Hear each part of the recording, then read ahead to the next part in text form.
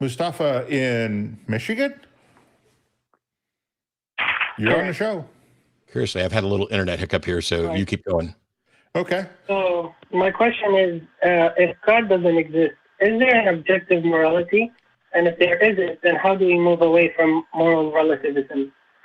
There is not an objective morality because we don't actually have a way to measure it.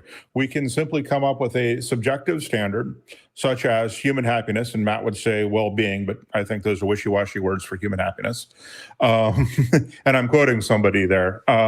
But once we have that as kind of our subjective standard, then we can go and start actually measuring whether or not governmental policies move us towards that particular subjective standard, and that can be objective. So the tools with which we measure our ability to get to that goal or to achieve that goal is exactly what is objective about it.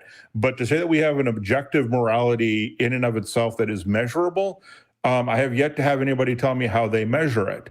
Now, that's the most common usage of the word objective, is something that is measurable. When Christians use objective, they actually mean it comes from somebody else. And in that much lesser usage of that word, if you can prove God exists, then you can prove that whatever morality he gives us is objective because it comes from outside ourselves. Which is, like I said, it's the lesser usage of the word. I would much rather use it in the more common usage of how do we measure stuff. So that's the question. Does that make sense? My problem with that is, yes, but doesn't that place us in a moral relativistic situation where we cannot really judge? No. Moral relativism, in generally speaking, means that whatever this group says is moral is in fact moral. That is not what I advocate for at all.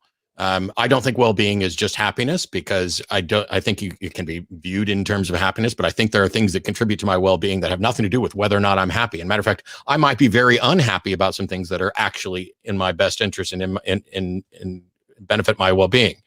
But whatever objection you think you found with moral relativism or non-objective morality or secular morality, there's no solution for it by appealing to a God. Whatever you're citing as the foundation still has to be accepted. You can say all day long, and I'm not saying you're saying this, but you can say all day long that there's a God who is the actual arbiter of everything that is right and wrong. But if I don't accept that God is the arbiter of right and wrong, then we've made no progress in convincing me that God is right.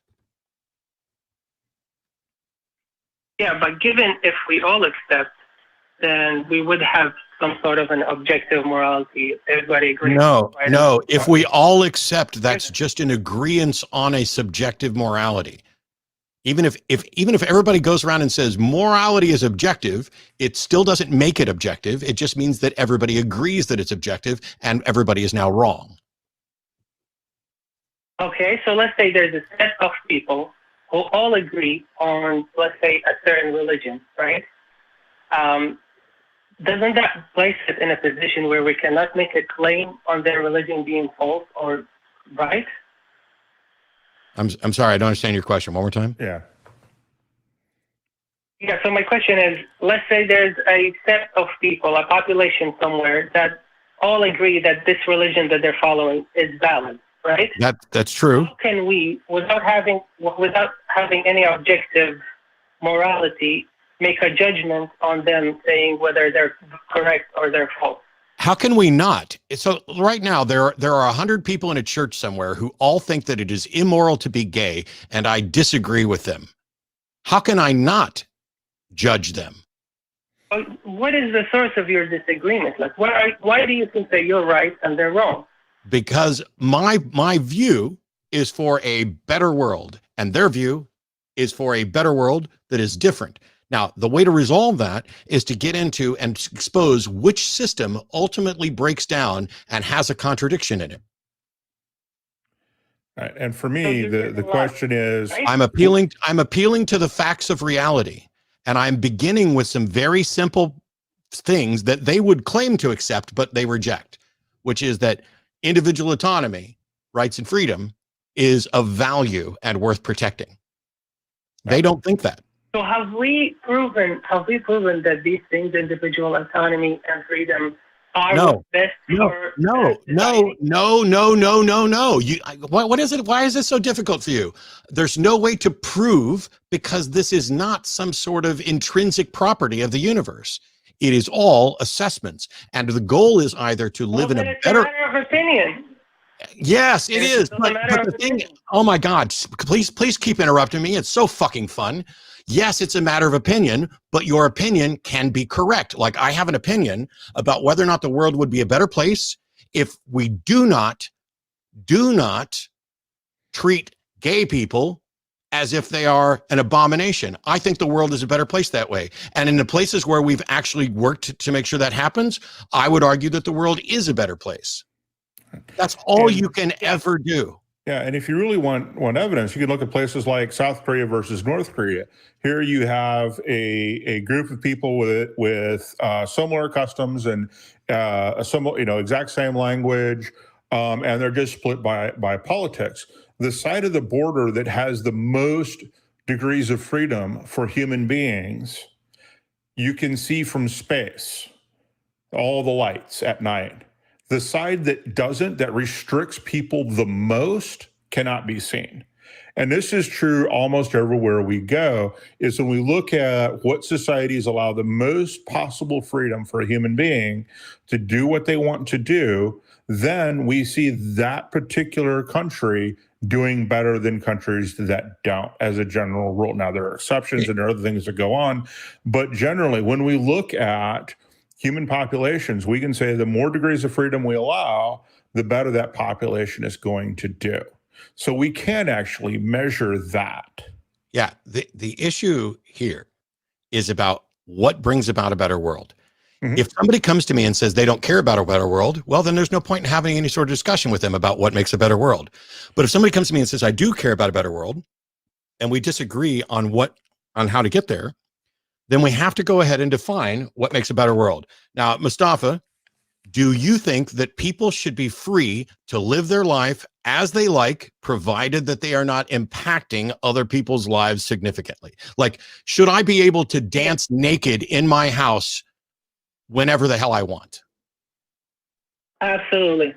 I agree with you. So we're already in agreement. Now, should I be able to have sex with a man in my house whenever I want, as long as that man is consenting? Yep, it's your freedom. Yep, there we go. So we're 2 for 2 on agreement. Now, there are people who think that because of their religion, because of what they think is an objective moral foundation, that if I have sex with another man, I'm deserving of death. How do you convince those people that they're wrong, Mustafa? That is a difficult thing to do. It is a very difficult thing to do. But you know, know what's impossible? If one person thinks that we should kill the gays because they think Jehovah wants them to, and another person thinks we should kill the gays because Allah wants them to, and I don't think we should kill the gays, I think we should have sex with the gays if they want to, and everybody should be free to do what they want. Now, how do you solve this three-way disagreement? You can't point to any of them and say that they're objective, because whoever is pointing Jehovah, that's just their opinion. Whoever's pointing to Allah, that's just their opinion to both of the other two. And so all you can do is say, can we agree that maybe some shit is none of your fucking business and some people should be free to do stuff? And if they can't, if there is no arguing with them, if there is no ability for debate or discourse, what do you do then? That's when you get into conflict. Exactly. Yeah. So what happens then? Are we going to go into conflict? I don't know, but I'll tell you what my solution is. I'll tell you what my solution is, Mustafa. For 15 years, I've been sitting here trying to explain to people that their religions are garbage, that they're not true, and that the morality and moral positions that they have on the behalf of their religions are also garbage and not true. And I've managed to convince a lot of people. I've done it without throwing a single punch or launching a single weapon. And so if more and more people who agree about freedom, who agree about our world, work together to change the minds of the people who are deluded into thinking that they have an objective morality that must oppress others. If we work together to do that, we will get to a point where we have more and more agreeance. And whether or not there's an objective morality no longer matters. There's no path to objective morality. What we get is a world where people value their freedom, their autonomy, and interacting. That's the best plan I can come up with to solve this problem. Religions are not going to solve this problem. Religions are dogmatic and unbending largely. And instead of trying to solve this problem, they are trying to convert anyone they can and kill anybody who they can't convert. That is wonderful. But my only problem is, if we're trying to convince people to do this thing, how can we do that when, like, at the end, what we're going to result to is nihilism as an explanation to the world? It's not. So first of all, we don't necessarily devolve to nihilism, but even if nihilism is what you get to, that's about the intrinsic value of the world. I don't think human beings have intrinsic value. I think human beings have value because we agree that they have value.